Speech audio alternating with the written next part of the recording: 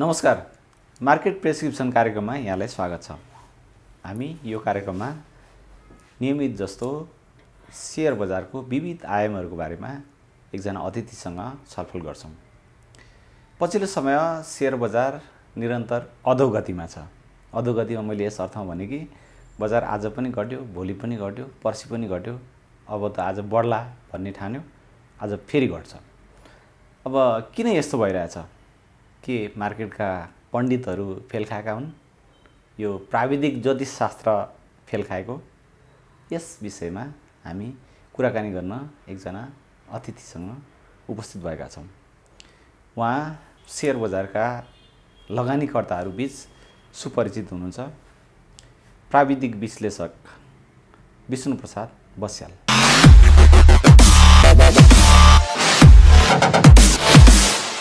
स्वागत छ यहाँलाई। Thank you very much. अब यो पछिल्लो समय मैले अघि पनि भने बजार निरन्तर ओह्रालो छ र लगानीकर्ताले अत्याउनै थाल्यो नि, के लाग्छ यहाँलाई? अब यो हेर्नुहोस्, हामीले मार्केटको पर्सपेक्टिभलाई हेर्दाखेरि हामीले के विचार पुर्याउनु पर्छ भन्दाखेरि 2012 देखि 2016 को जुन 300 को इन्डेक्सबाट 1880 पुगेको इन्डेक्स थियो, त्यो बेला पनि हामीले सरस्वती बजारलाई हेऱ्यौँ भने लगभग 300बाट 1000 को आसपास पुगेको इन्डेक्स, 1080 पुगेको इन्डेक्स 2014 को जुलाई महिनामा पुगेको थियो। त्यसपछि 2015 को मे महिनासम्ममा लगभग 10 महिनाको लगातार ओह्रालो लागेर लगभग 22% त्यो बेला पनि खसेको थियो। त्यो 2012 देखि 2016 को बुल मार्केटमा सबैभन्दा लामो कन्सोलिडेसन फेज भनेर भन्छौँ हामीले, लगभग 22% को गिरावट सहित बीचमा फेरि रिकभरीहरू पनि भयो, त्यसपछि फेरि तल खस्यो गर्दाखेरि होल कन्सोलिडेसन फेजले तपाईको लगभग 10 महिनाको पिरियड लिएको थियो। र त्यही क्रममा अहिले पनि हामीले हेर्ने हो भने 1100 को इन्डेक्स 3200 पुगेर त्यसलाई पनि हामी हेर्छौँ भने लगभग 3 गुणा नै भयो। 300 को इन्डेक्स 1000 पुग्नु र 1100 इन्डेक्स चाहिँ 3200 पुग्नु भनेको एप्रोक्सिमेसन त्यति नै भयो। र त्यसपछि हामीले हेर्छौँ भने 3200बाट 2260 आउँदाखेरि त लगभग 30% को गिरावट थियो। आजको स्थितिमा हेर्छौँ भने लगभग 22% को गिरावट हामीले आजको इन्डेक्स लेभललाई हेर्न सकिन्छ।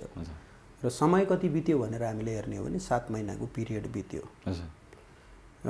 हाम्रो एक्सपेक्टेसन सायद यो कन्सोलिडेसन फेज अलि छिटो सिद्धिन्छ कि अलि चाँडै नै बजारले चाहिँ मास्तिर रिकभर गरिहाल्छ कि भन्ने थियो भने अल्टिमेटली यसले के गर्यो त भन्दाखेरि पुरानो जुन हिस्टोरिकल ट्रेन्ड हो त्यसैलाई नै रिपिट गर्दै पछ्याउँदै लामो समय लिएर कन्सोलिडेसन फेजमा गयो।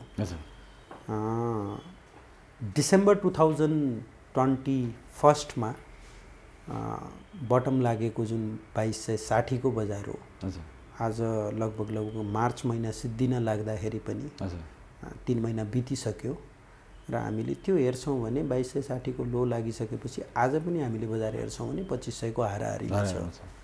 त भनेपछि बजारले नयाँ लो त इस्टाब्लिस गरेको छैन, यसको साथसाथै नयाँ हाई पनि बनाउन सकेको छैन। एकपटक एटेम्प्ट गर्यो लगभग 3000 को आसपास लैजाने, 3000 भन्दा पनि हुन्छ, हामीले 2982 सम्म गएको बजार हो। 2982 बाट आजको डेटमा हामीले यदि डे काउन्ट गर्ने हो भने आज 45औं दिनमा बजार चाहिँ 2530 मा चाहिँ 25 मा चाहिँ क्लोज भएको छ। त्यो भनेको हामीले फेरि हेर्छौँ भने 24 दिनको र्याली थियो 2260 बाट 2982 लगाउँदाखेरि छोटो समयमा लगभग 30% को आसपासको र्याली क्रिएट गरेको थियो भने त्यहाँबाट बजार खस्दाखेरि 2982 बाट खस्दाखेरि 45 दिन बिताइसकेको छ, डबल टाइम लिइसकेको छ। यसलाई बियर मार्केटको स्पेसिफिक क्यारेक्टर के हुन्छ भन्दाखेरि बियर मार्केट तल आउँदाखेरि अलि छिटो र तपाईको पुरानो लोहरुलाई कम टाइममा ब्रेक गर्ने गरी बजार चाहिँ एकदम एग्रेसिभली खसेको हुन्छ। यसपालि चाहिँ त्यो क्यारेक्टर देखिँदैन। समय पनि डबल भन्दा बढी समय लिइसक्यो 2260 को लोबाट अहिले तल आइरहेको स्थितिमा। त पछिल्ला गिरावटहरूलाई र यो गिरावटलाई दाँज्ने हो भने यो गिरावट रिलेटिभली स्लो छ। जबकि हामीले अर्थतन्त्रका अरू सूचकहरू हामीले हेर्ने हो भने दिनानुदिन ती अर्थतन्त्रका सूचकहरू झनभन्दा झन खराब स्थितिमा गइराखेको हामीले फेला पारेकै छौँ। हाम्रो रेमिटेन्स घटेको छ, ब्यालेन्स अफ पेमेन्टमा चाहिँ हाम्रो नकारात्मक असर परिरहेको छ, फरेन रिजर्भ चाहिँ ड्रामेटिकल्ली घटेको छ।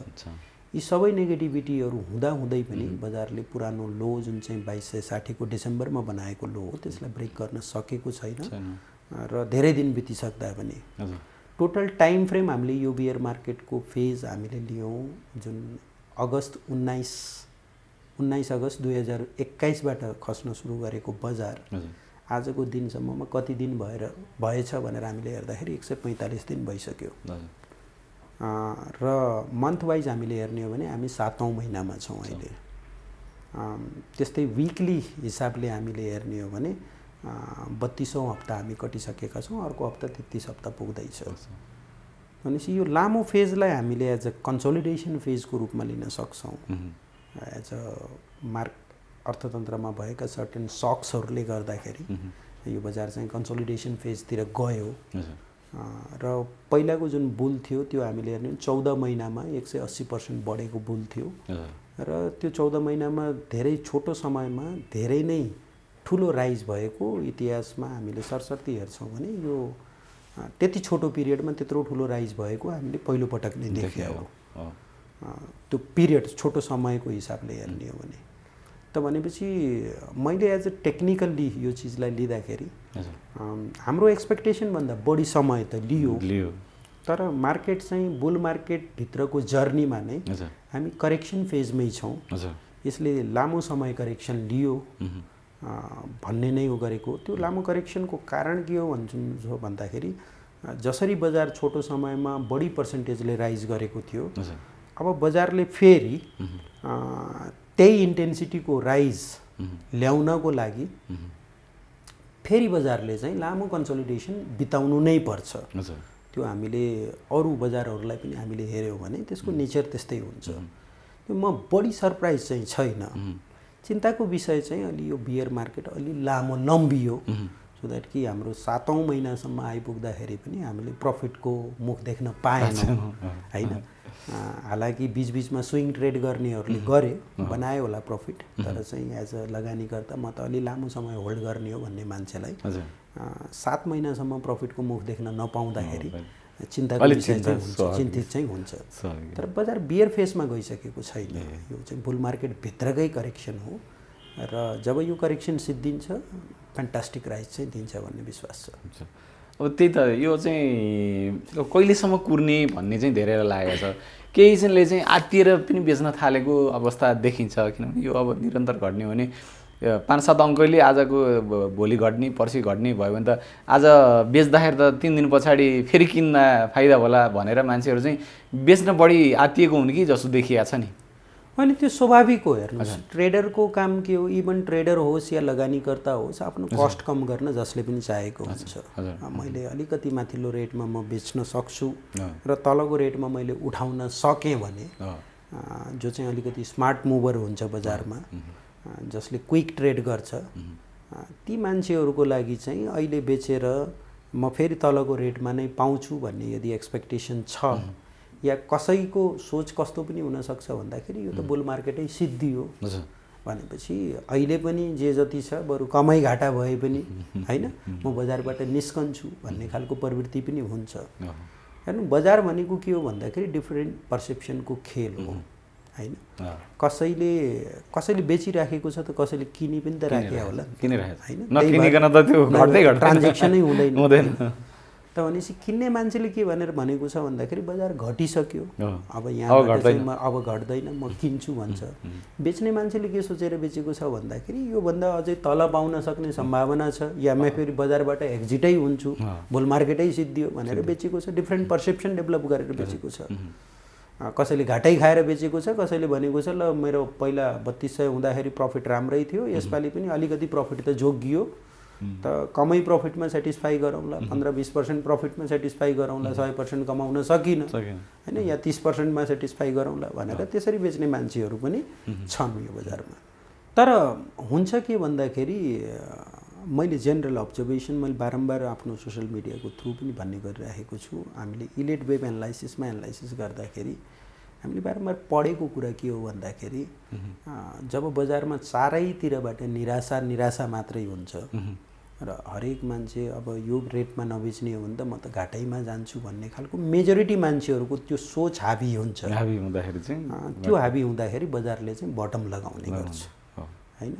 र कहिल्यै पनि बजारको बटम लाग्ने बेलामा अर्थतन्त्रका कुनै पनि सूचकहरूले राम्रो सङ्केत गरेको इतिहासमा कुनै पनि मार्केटमा छैन हैन। चाहे तपाईँले रिसेन्ट एक्जाम्पल हेर्ने हो भने धेरै पछाडि नजाउँ, रिसेन्ट एक्जाम्पल हामीले हेर्छौँ भने सन् 2000 को .com बबल पछि युएसमा 2003 सम्ममा 2003 को लेभलमा आइपुग्दाखेरि पनि बुल मार्केट सिद्धियो, अब चाहिँ हामी लामो बियरमा जान्छौँ भन्ने खालको क्वेसन्सहरू त्यहाँका मेजर फाइनेन्सियल मिडियाहरूले पनि त्यही कुराहरू गरिरहेका थिए, उठाएका थिए हैन।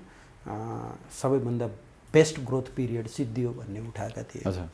2003 बाट फेरि तपाईँको रियल स्टेट बबलले गर्दाखेरि 2007 सम्म 7 को अक्टोबरसम्म जब बजारले फेरि डाउ जोन्सले फेरि अर्को नयाँ हाई बनायो, त्यो बेला फेरि डाउ जोन्स चाहिँ 1 लाख पुग्छ भन्ने खालको रिपोर्टिङहरू पनि हुने गर्थ्यो हैन।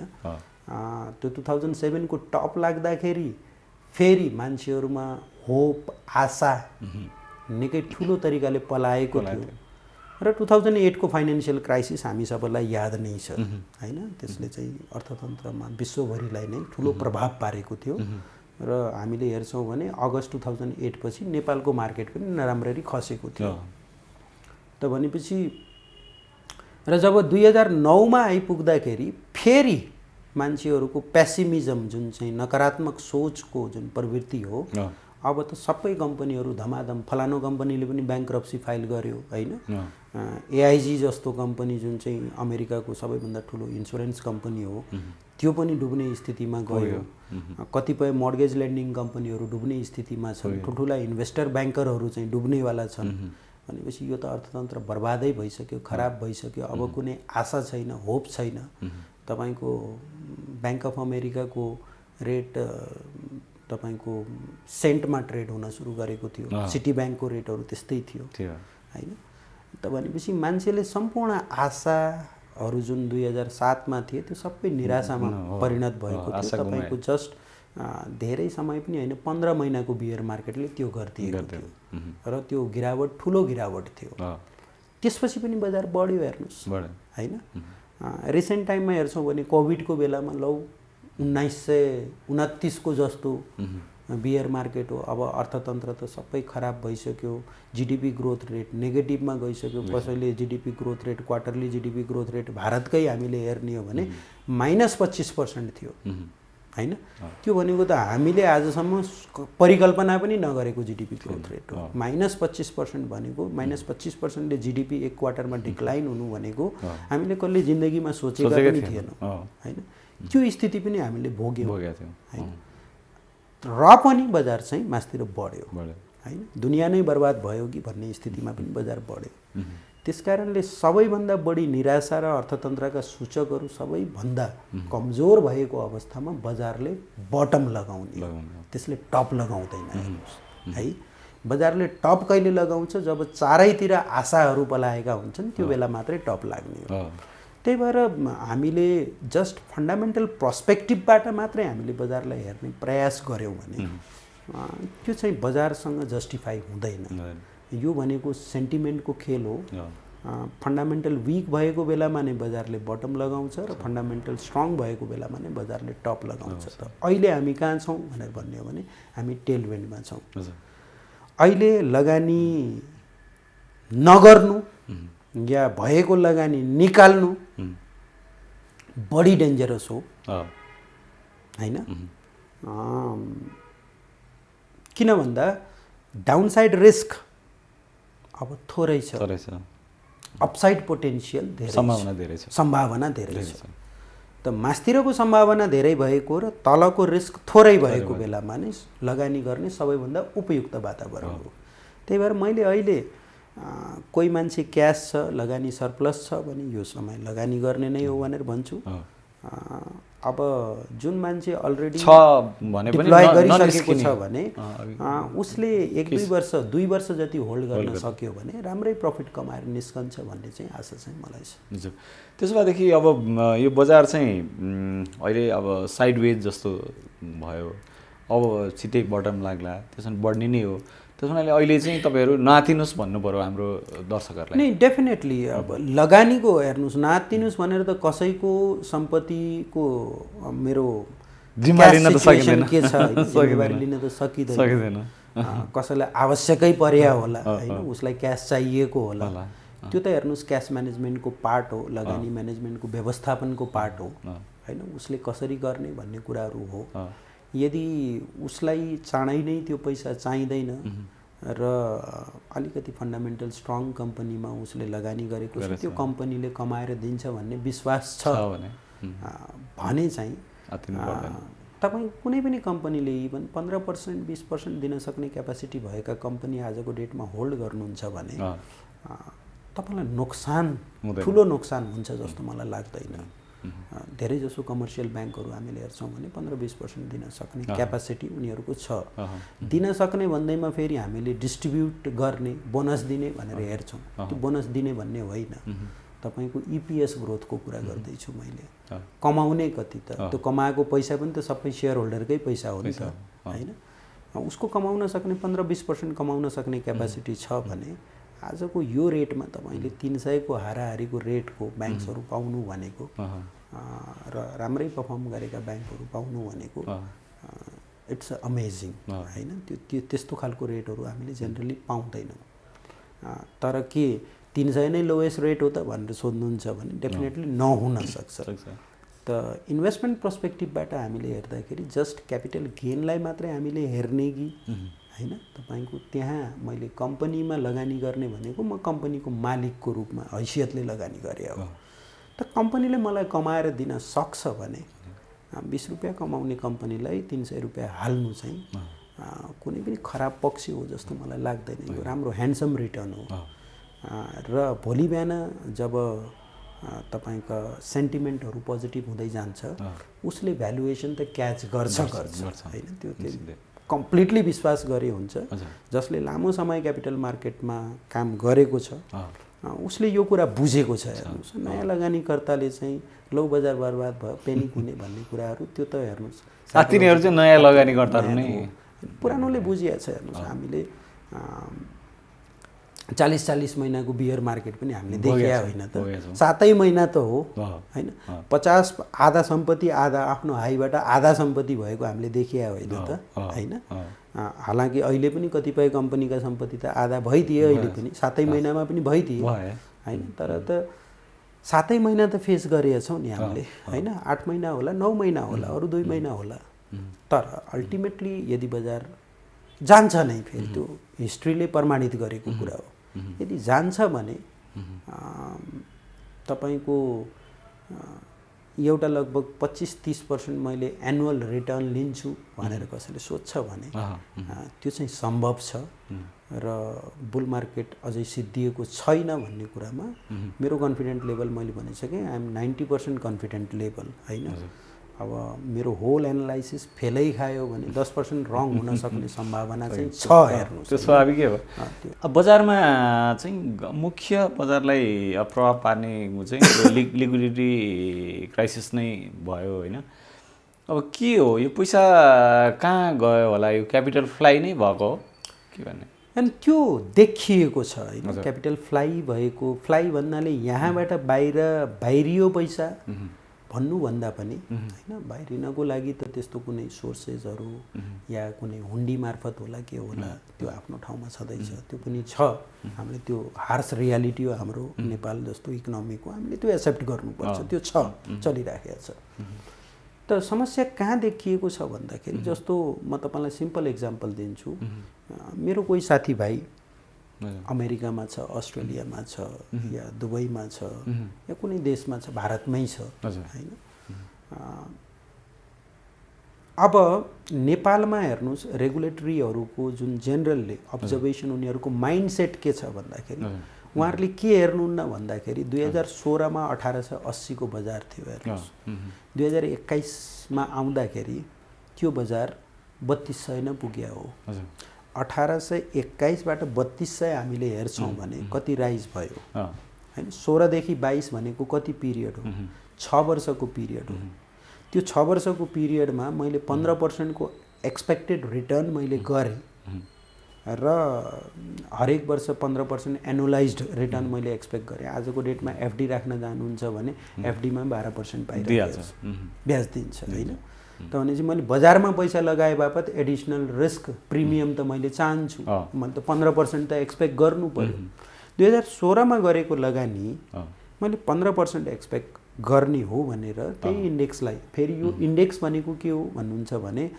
नयाँ नयाँ कम्पनी थपिँदै आएको छ नेप्से इन्डेक्स बढिहाल्छ हैन नेप्से इन्डेक्सलाई मात्रै हेरेर त भएन मैले एउटा डेटा मैले केमा लगानी गरेको छु भन्ने कुराले पो गरेछ इन्डेक्स त त्यसरी हेर्ने हो भने त हामीले पछिल्लो 6 वर्षमा त के कमाएछौँ त लङ टर्म लगानी गर्ने मैले लगानी गरेको भनेर बस्ने मान्छेले त के कमायो त कि सबै मान्छेले 1100 मै किनेर 3200 मै बेचे होला त त्यही त त्यो त पक्कै पनि होइन हैन त कतिपय मान्छेले 1880 हुँदाखेरि पनि लगानी गरिराखेको थियो उसले 1 पैसाको सम्पत्ति बेचेन 1100 पनि देख्यो अनि त्यसपछि 3200 पनि गयो अहिले 2500 आउँदाखेरि पनि बेचिया छैन त भनेपछि उसले कति रिटर्न जेनेरेट गर्यो त हजुर अहिलेको पिरियडमा हेर्ने हो भने हामी कहीँ पनि छैनौँ नथिङ हैन त रेगुलेटरले के हेर्दिन्छ भन्दाखेरि 1100 बाट 3200 पुग्यो उसले 2016मा 1880 थियो 1900 को आसपास थियो त्यहाँबाट 2500 हुँदाखेरि केही पनि छैन 3200 नै भए पनि केही पनि छैन हामी दुगुना पनि राइज गरेका छैनौँ जबकि 6 वर्षमा दुगुना त हामीले कमाउनु पर्ने हैन त्यो त एफडी मै राख्नु भयो भने पनि 7 वर्षमा 8 वर्षमा 7 वर्षमा दुगुना हुन्छ आजको पैसा हैन त भनेपछि 6 वर्षमा क्यापिटल मार्केटमा रिस्क लिएर बसेपछि त्यति कमाउने त मेरो अधिकार हो हैन त भनेपछि रेगुलेटरको हेर्ने जुन दृष्टिकोण हो क्यापिटल मार्केट प्रति त्यो नै खराब छ हेर्नुहोस् अर्को कुरा मैले तपाईलाई के भने क्यापिटल मार्केटमा आएको जुन पैसा हो त्यो वैधानिक पैसा हो तपाईको जे ट्रान्जेक्सन हुन्छ ब्याङ्किङको थ्रु हुन्छ त्यहाँ 4 पैसा कुनै लगानीकर्ताले कमायो भने त्यसको ट्याक्सेस पनि तिर्छ हैन हामीले पछिल्लो वर्षको रेभिन्यू स्ट्रिम हेर्यौं भने क्यापिटल गेन ट्याक्स राम्रो कमाएको छ सरकारले हैन त्यो भनेको एउटा वैधानिक क्षेत्रमा आउने जुन पैसा हो अब यदि क्यापिटल मार्केट फस्टाउँछ भने के हुन्छ जस्तो हाम्रो अर्थमन्त्रीले भन्नुभएको थियो पैसा कहाँ हरायो भन्नुभएको थियो हैन सिरानी मुनि राख्यो कि भन्नुभएको थियो यदि क्यापिटल मार्केट ठीक हुन्छ तपाईको अर्थमन्त्रीले तपाईको अरु रेगुलेटरहरूले यो क्यापिटल मार्केटलाई राम्रो गर्छौं यहाँ लगानीको वातावरण राम्रो बनाइदिन्छौं पोलिसीहरु राम्रो गर्छौं बजारलाई विकास गर्छौं अरु इन्स्ट्रुमेन्ट ल्याउँछौं भनेर लगानीको वातावरणलाई राम्रो बनाइदिने हो भने ती सिरानी मुनि लुकेको पैसा आउँछ कि आउँदैन ब्याङ्किङमा आउँछ नि लिक्विडिटी समस्याको मेन जड यही हो है उहाँहरुले बुझ्नुहुन्छ बुझ्नु न मलाई थाहा छैन तपाईले रिभर्स एनालाइसिस गरेर हेर्नुस् बजार बढेर लिक्विडिटीको समस्या भएको होइन लिक्विडिटीको समस्या यदि यो बजार घट्छ भने लिक्विडिटीको समस्या झन्झन विकराल हुन्छ किन हुन्छ भन्दाखेरि मेरो सम्पत्ति घटिराखेको छ हजुर हैन सम्पत्ति पहिला 3200 हुँदा मेरो 25% भन्दा सम्पत्ति घटिसक्यो त भनेपछि लिक्विडिटी खै त यही बजारले खायो हजुर लिक्विडिटी हैन र जसले माथि बेचेको थियो ती मान्छेहरुले फेरि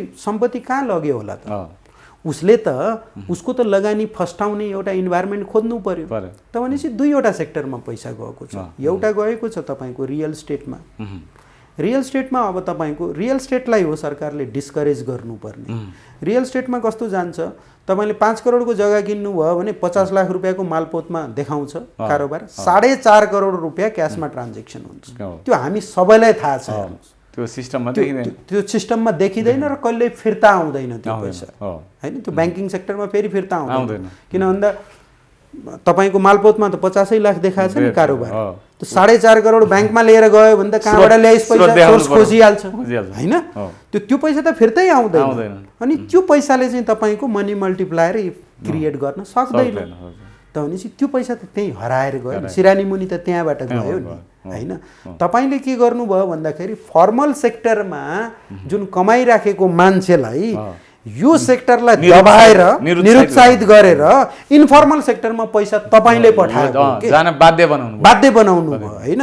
मान्छे त हेर्नुहोस् लगानी गर्ने मान्छेको नेचर हो, उसले त जहाँ रिटर्न राम्रो पाउँछ त्यहीँ लगानी गर्छ। उसलाई वैधानिक अवैधानिक भन्ने कुरा पछिका कुरा हो होइन। उसले त के हो भन्दा रिटर्न मात्रै खोज्छ। अब अर्को कुरा के भन्नुहुन्छ भने विदेश जानेको सङ्ख्या पनि बढिरहेको छ तर रेमिटेन्स घटिरहेछ। पैसा कहाँ गयो त? उताको पैसा उतै बस्यो। भयो के त भन्दाखेरि यहाँको जुन चाहिँ तपाईँको वैधानिक सेक्टरबाट निस्किएको पैसा जुन क्यास जेनेरेट भएको थियो त्यो क्यास यतै ट्रान्जेक्सन भयो। उताबाट आउनुपर्ने जुन ब्याङ्किङ च्यानलमा आउनुपर्ने पैसा हो त्यो पैसा त्यहीँ बस्यो होइन। र मान्छेले एप्पलमा लगानी गर्ने हो कि बिटकोइनमा लगानी गर्ने हो कि फेसबुकमा लगानी गर्ने हो कि एप्पलमा लगानी गर्ने हो कि अमेरिकामा बसेको मान्छे, अस्ट्रेलियामा बसेको मान्छे, लन्डनमा बसेको मान्छेलाई, जापानमा बसेको मान्छेलाई के भन्छ, मेरो बिटकोइनमा पैसा लगाइदिए त्यहीँ, बरु मैले तँलाई यहाँ पैसा दिन्छु होइन। किन भन्दा उसले खोजेको के हो, मेरो इन्भेस्टमेन्ट। उहाँ बस्ने मान्छेले पनि लगानी गर्ने भयो, यहाँको मान्छेले नि भनेर उता लगानी गर्ने हो।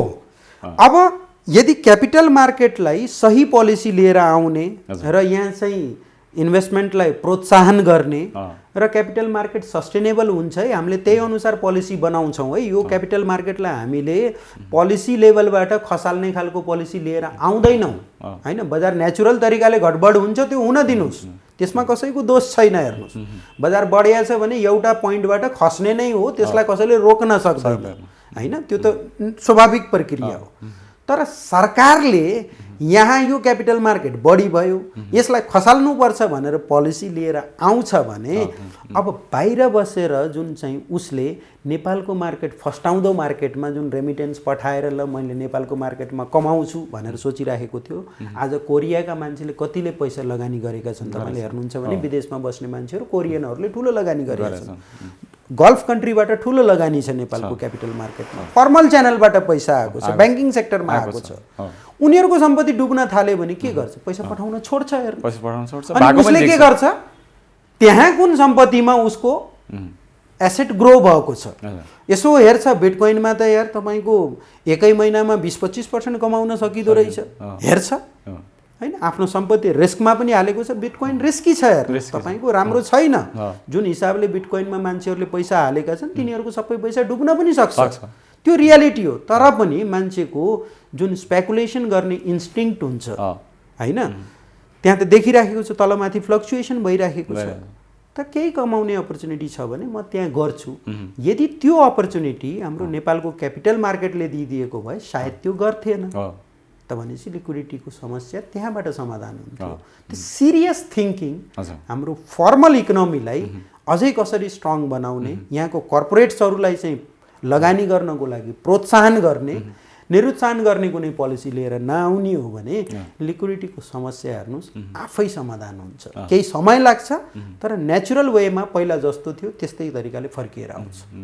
अब यसरी हेर्दा त के भयो भने अर्थ मन्त्रालय यो सेयर बजारका नियामक निकायहरू नै चाहिँ यो फर्मल च्यानलमा भएको पैसालाई चाहिँ त्यो हराउनलाई सघाउने जस्तो देखियो। दोषी नै उनीहरू हुन्। तपाईँको राम्रो चलिरहेको चिजलाई होइन, बजार हेर्नुहोस् खस्नु बढ्नुसँग हाम्रो सरकारको कुरा होइन, बजारको नेचुरल नियम हो।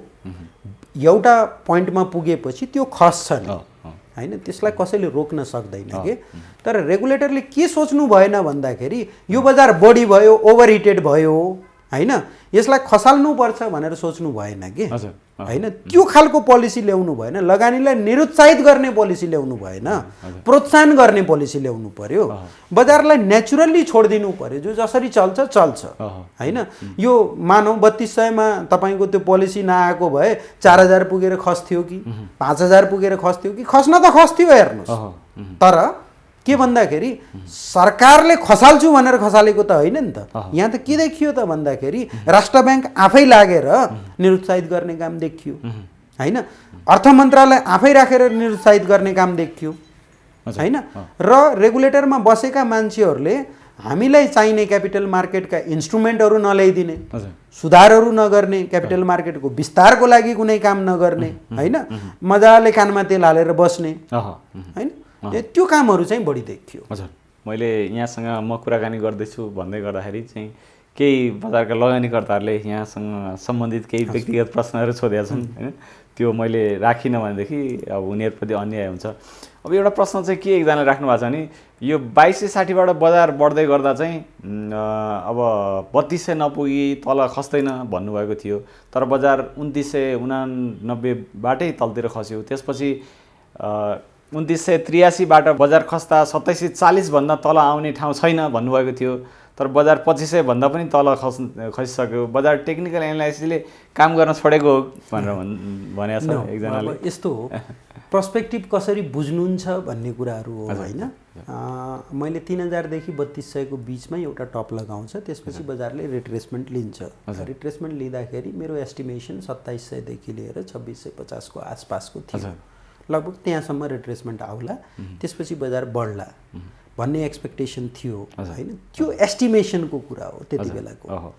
र के 2650 मा लियो त के 2700 मा सपोर्ट लियो त भन्ने कुरामा डेफिनेटली लिएन। नलिएपछि तपाईको टेक्निकल एनालाइसिस गर्ने जुन पर्सपेक्टिभ हो, टेक्निकल एनालाइसिस फेल खाएको होइन हेर्नुस् हैन। हामीले के गरेको भन्दाखेरि त्यहाँ सपोर्ट लेला भन्ने हाम्रो एक्सपेक्टेसन थियो, लिइदिएन। अब नलिएपछि अब अर्को सपोर्ट कहाँ होला त, हाम्रो काम चाहिँ त्यो खोज्ने हो हैन, अर्को सपोर्ट लेला कि नलेला। अब जस्तो अहिले नै मैले भन्दाखेरि पसिबली 2260 ब्रेक गर्दैन कि भनेर मैले भनिराखेको छु, गर्दैन कि भन्ने मेरो एक्सपेक्टेसन हो, एजम्पसन हो हैन, गर्दैन भन्ने होइन। यदि त्यो 2260 ब्रेक गर्यो भने अब फेरि मेरो काम के त, बिङ एन्ड टेक्निकल एनालिस्ट त भनेपछि अब अर्को सपोर्ट कहाँ खोज्ला भन्ने हो। अहिलेलाई मैले सपोर्ट खोज्दाखेरि मैले 2480 देखि लिएर तपाईको 2450 को बिचमा सपोर्ट खोजिएको छु। त्यसपछि अर्को सपोर्ट खोज्नु पर्यो भने 2360 मा खोजिएको छु हैन। ती सपोर्ट लेभलहरू होल्ड गर्छ कि गर्दैन, गर्यो भने त्यहाँबाट बजार फर्क्यो, मेरो एक्सपेक्टेसन अनुसार चल्यो, गरेन भने मेरो एक्सपेक्टेसन अनुसार चलेन, म नै रङ हो हेर्नुस्। त्यो बजार रङ होइन, म नै रङ भएको, मेरो एनालाइसिसमा कहीँ पुगेन हैन। मैले चाहिँ त्यो त्यसलाई चाहिँ सही तरिकाले आकलन गर्न सकिनँ भनेर मैले आफ्नै गल्ती एक्सेप्ट गर्ने हो। त गल्ती एक्सेप्ट गर्दा गर्दै वाट इज नेक्स्ट भन्ने त चाहियो नि, प्लानिङ त चाहियो नि। त भनेपछि एज अ एनालिस्टको धर्म र ड्युटी के हो भन्दाखेरि एउटा एनालिटिकल पोइन्ट अफ भ्यू तपाईँको रङ भइसकेपछि what you need to expect next भन्ने कुरा त मैले दिनु पर्यो। त भनेपछि त्यही भएर जुन तपाईँले भन्नुहुन्छ बारम्बार फलानो लेभल भनिएको छ, अब फेरि यो लेभल भनिएको छ भन्ने जुन कुरा गर्नुहुन्छ, त्यो भनेको त्यही नै हो हेर्नु, बजारको ब्युटी नै यही हो। त्यो एउटा सपोर्ट भत्किएपछि अर्को सपोर्ट खोज्ने हो, एउटा रेसिस्टेन्स भत्किएपछि अर्को रेसिस्टेन्स खोज्ने हो, त्यही नै हो टेक्निकल एनालाइसिसको ब्युटी। अब केहीले चाहिँ भन्छन् बजार 2000 सम्म नि घट्न सक्छ भन्ने पनि अरूको आकलन छ हैन, तपाईँ त त्यसमा त्यतिसम्म पुग्ला भन्ने ठान्नु नै। अब यस्तो हो, मैले एउटा मात्रै बारम्बार मैले आफ्नो स्टुडेन्टहरूलाई पढाउँदाखेरि पनि के भन्छु भन्दाखेरि नथिङ इज इम्पोसिबल हैन। कसैले भन्ला बजार चाहिँ के 1100 नै आउन सक्छ त भन्ला, त सक्दैन भन्ने त कहीँ पनि छैन, पाउँदैन भन्ने पनि छैन हैन। सक्न पनि सक्छ, पाउन पनि पाउँछ हैन। त प्रोबेबिलिटी एस्पेक्ट्सबाट हेर्दाखेरि त्यो सम्भावना कतिको होला त भन्ने कुराको मोटामोटी अन्दाजा हो। मैले तपाईँलाई पहिला पनि भनिसकेँ, 2982बाट जब बजार तल आउन सुरु गर्यो, आज 45औं दिन बित्दाखेरि पनि 24 दिनमा चाहिँ तपाईँको राइज गरेको 2260बाट 2982 गएको बजार त्यसको डबल समय लिँदाखेरि पनि 2525 मा छ। भनेपछि अहिलेको खसाई स्लो छ। अहिलेको खसाई जुन त्यो नेचर हेर्ने हो भने हामीले त्यसलाई स्लो एन्ड स्टिडी अकुमुलेसनको नेचर भनेर भन्छौँ। यदि चाहिँ तपाईँको गिभअप गरेर बर्बादै भयो भनेर फाल्ने हो भने पहिलाको भन्दा बढी स्पिड समात्थ्यो, त्यो स्पिड समातिया छैन हैन। त भन्दाखेरि मेरो अन्दाजा के हो भन्दाखेरि सायद 2260 को लोलाई ब्रेक नगर्ला भन्ने हो। गर्नै पाउँदैन कि 2000 आउनै पाउँदैन भन्ने होइन, त्यो भनेको असम्भव केही पनि छैन। प्रोबेबिलिटी के हो त भनेर प्रोबेबिलिटी सोध्नुहुन्छ भने लेस प्रोबेबल भन्छु, इम्पोसिबल होइन, तर वेदर इट इज प्रोबेबल भन्नुहुन्छ भने भेरी भेरी लेस प्रोबेबल भन्छु। अब एकजनाले सोध्नु भएको छ, अब यहाँले चाहिँ थर्ड वेभ आउँछ भनिरहनु भएको छ होइन। अब 3200बाट खसेर 2260सम्म आउँदा एक्स, 2260देखि 2983सम्म जाँदाखेरि चाहिँ वाई, र अब चाहिँ त्यो 2900बाट खसेर 2000 तल झर्दै गर्दा XYZ प्याटर्न हुने हो कि भन्ने चाहिँ WXY भन्छौँ होइन। 2260 लाई डब्लु, माथि 2982 लाई एक्स, अब फेरि 3 वेभ एबिसी गरेर तपाईँको तल आउने हो भनेर यदि त्यसको पुरा लेन्थलाई कतिको सम्भावना छ? त्यो सम्भावना छ हेर्नुहोस् है, त्यो प्याटर्न बन्न सक्ने सम्भावना छ। र त्यो प्याटर्नले के सजेस्ट गर्छ, यदि चाहिँ जेनरल हामीले इलेट पर्सपेक्टिभबाट बराबर गर्छ भनेर हेर्ने हो भने 2200 पनि आउन सक्ने सम्भावना देखिन्छ। त्यसबाट 2200 भन्दा मुनि पनि आउन सक्ने सम्भावना देखिन्छ। तर मैले यसको साथसाथै के पनि भने भन्दाखेरि हामीले सेम चिज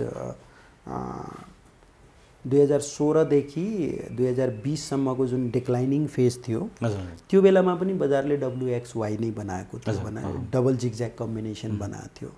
त्यो डबल जिगज्याग बनाउने क्रममा जति एबिसी गरेर डब्लु बनायो, एक्स पछि त्यति नै अङ्क खस्न सक्ने सम्भावना रहन्छ है भनेर हामीले भन्छौँ।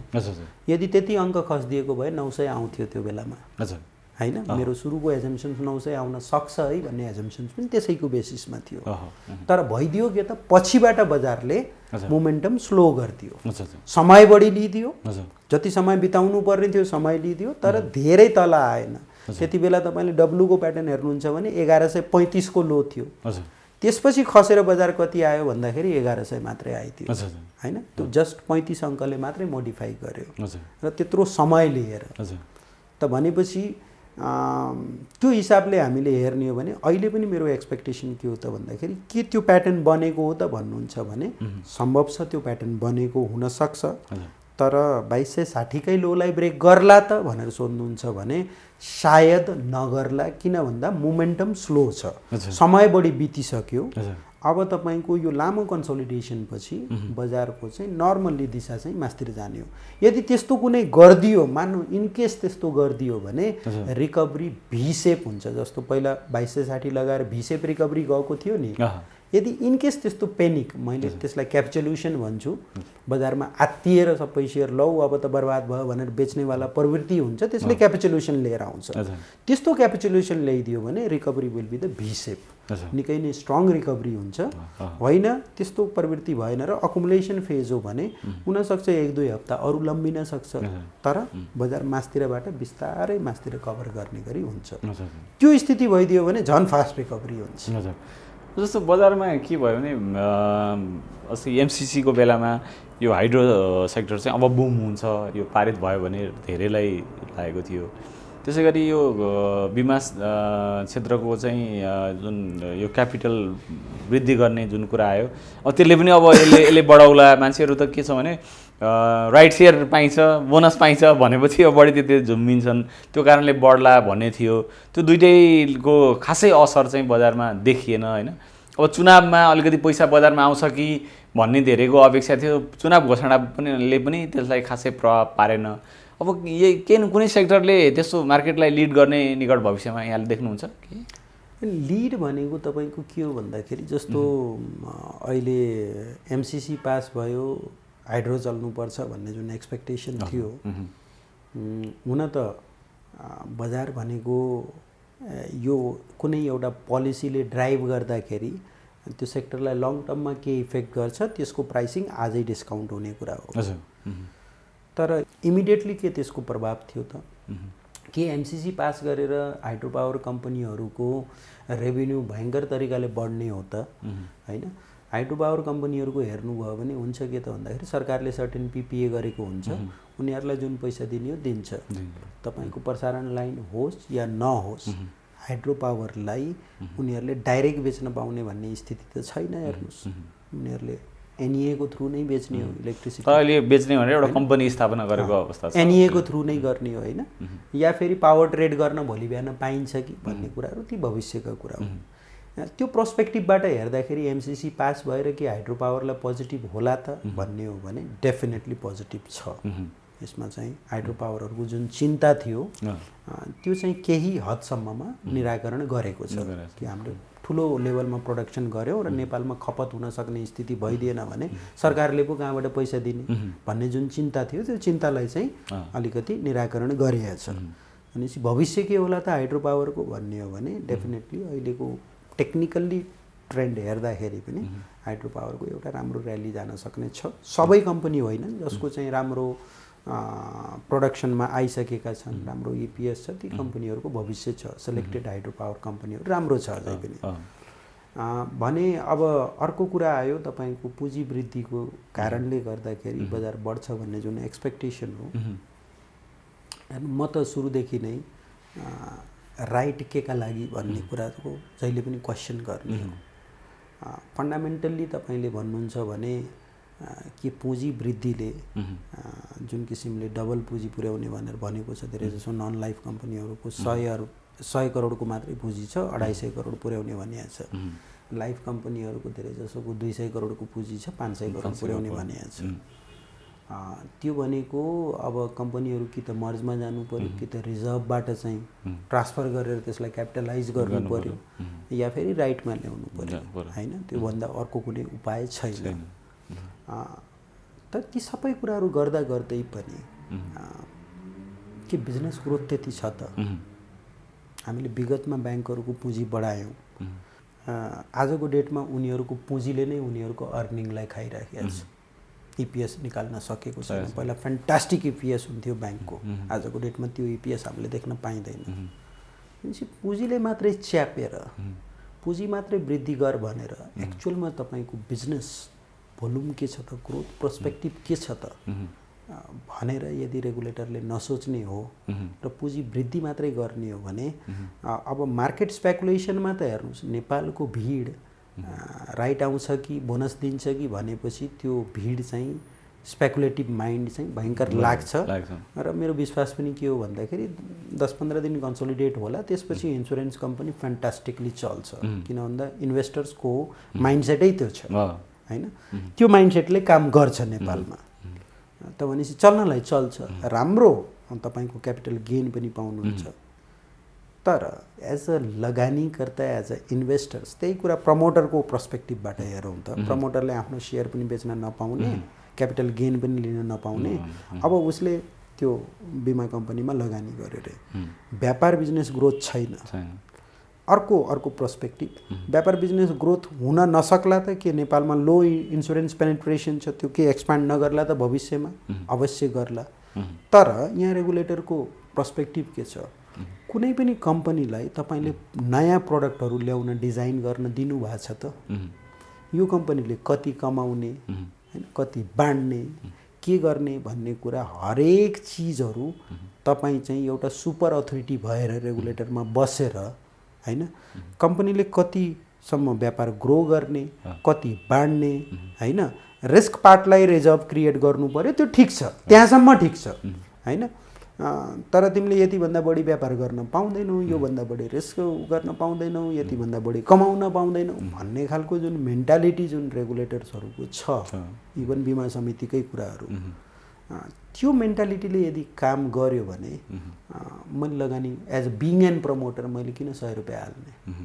म त हाल्दिनँ, म त रिनाउन्स गरिदिन्छु आफ्नो राइटलाई पनि होइन। जब व्यापारको सम्भावना छैन भने, व्यापारको सम्भावना हुन सक्छ, तर के भन्दा प्रोडक्ट इनोभेसन गर्न दिनु पर्यो। इन्डियामा हामी हेर्छौँ भने जीवन बिमा कम्पनीहरूले, लाइफ इन्सुरेन्स कम्पनीहरूले युलिपहरू लिएर आएको हुन्छ, युनिट लिङ्क इन्सुरेन्स प्लान होइन।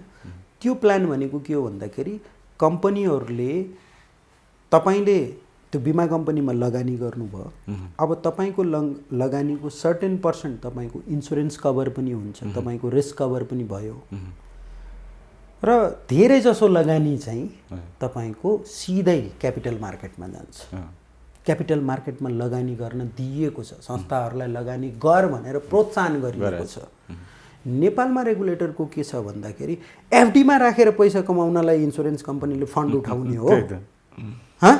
तपाईँको इन्स्ट्रुमेन्ट हुनु परेन, कहाँ लगानी गर्ने त? लगानी गर्ने क्षेत्र हुनु परेन हैन?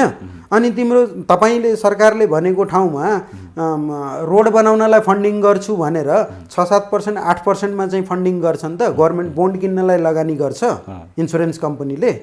इन्सुरेन्स कम्पनीमा लगानी गरेपछि त रिटर्न हायर एक्सपेक्ट गर्नु पर्यो। त्यो भनेको कहाँ हो त भन्दाखेरि बजारबाट हो हैन? आज ब्याङ्कहरूलाई हेर्नुहोस् त कसरी च्याप्नु भएको छ तपाईँले। ब्याङ्कहरूलाई के भन्नुभएको छ, ठिक छ डिपोजिटको धेरै 90% भन्दा बढी नजाऊ, किन भन्दा डिपोजिटरको पैसा रिस्कमा हुन्छ। इट इज ओके हैन? ठिक छ, ल ठिक छ, तपाईँले डिपोजिटरलाई प्रोटेक्सन गर्नलाई यो पोलिसी ल्याउनु भयो अरे। ठिक छ, तिमीहरूले धेरै लोन ग्रोथ गर्यौ, अब बढी एग्रेसिभ भयो, कम गर, स्लो गर, त्यहाँसम्म ठिक छ। उनीहरूलाई पहिला चाहिँ तपाईँले 8 अर्ब क्यापिटल पुर्या भन्ने, अनि मर्ज गर भनेर 20 अर्ब क्यापिटल पुर्याइदिने, अनि त्यो बसेको क्यापिटललाई पनि फलानु ठाउँमा तैँले लगानी किन गरिस् हैन? तपाईँको त्यो क्यापिटल मार्केटबाट फलानु कम्पनीमा गरेको लगानी झिकिहाल, फलानु पुसमा शान्तभित्र झिक, असौसम्म झिक भनेर तपाईँले धम्काएपछि अनि उनीहरूको त्यो आइडल बसेको पैसाले के गर्ने त? त्यहाँ त क्यापिटल त बसिया छ नि। त्यो पैसाले कहीँ त कहीँ लगानी गरेर प्रतिफल त दिनु पर्यो नि त। भनेपछि पर्सपेक्टिभ के हुनु पर्यो भन्दाखेरि ए बाबा कुन व्यापारमा रिस्क छैन भन्नुहोस् त। रिस्क छ भन्दैमा व्यापारै नगर्ने, लगानी नै नगर्ने हो भने त त्यसो भए त तपाईँको ब्याङ्कमै गरेको एफडी पनि मेरो डुब्दैन भन्ने ग्यारेन्टी सरकारले ल्याएछ हैन? एफडी डुब्दैन भन्ने ग्यारेन्टी ल्याएछ।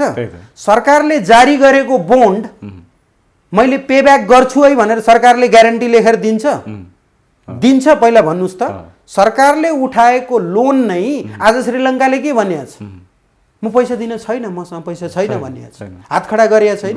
ग्रिसले 5 पटकसम्म हात खडा गरेको होइन, इटलीहरूले त्यस्तै गरे होइन, रिस्ट्रक्चर गरे होइन। कति देशका मान्छेहरूले सरकारले नै मैले तिम्रो लोन पब्लिकबाट उठाएको लोन तिर्न सक्दिनँ, सरकार ब्याङ्क्रप्ट भएको छैन। त यसको मतलब के त? सरकारले लोनै नउठाउने, सरकारले लगानी नै नगर्ने? रिस्क त छ, हेर्नुहोस् क्यालकुलेटेड रिस्क लिन दिनु पर्यो र लगानीलाई प्रोत्साहन गर्नु पर्यो। त्यो चिजहरू चाहिँ प्रडक्ट इनोभेसन, नयाँ नयाँ प्रडक्टहरू ल्याउन दिने। प्राइभेट सेक्टर कि त तपाईँले भन्नुहोस् म प्राइभेट सेक्टरलाई फस्टाउनै दिन्न, सबै चिजहरू सरकारीकरण गर्छु। यदि प्राइभेट सेक्टरलाई फस्टाउन दिने हो भने उनीहरूलाई आफैलाई प्रडक्ट इनोभेसन गर्न दिनु पर्यो, फ्री कम्पिटिसन दिनु पर्यो र उनीहरूलाई अप्पर ह्यान्ड दिनु पर्यो हैन? हामी एज अ सेयर होल्डर लगानी गर्छौँ, हामीलाई थाहा छ, सबै कुरा थाहा छ, मेरो सम्पत्ति सुन्ना पनि भइदिन्छ है भन्ने जानेर लगानी गरेका छौँ हैन? मलाई थाहा छ माटो पनि हुन सक्छ, जोखिम लिएरै गरेका छौँ हामी, जोखिम लिन तयार छौँ। तिमीले लगानीको वातावरण मात्रै ठिक गर्नु, त्यति मात्रै हो हाम्रो डिमान्ड। यहाँको समयको लागि धेरै धन्यवाद। Thank you very much.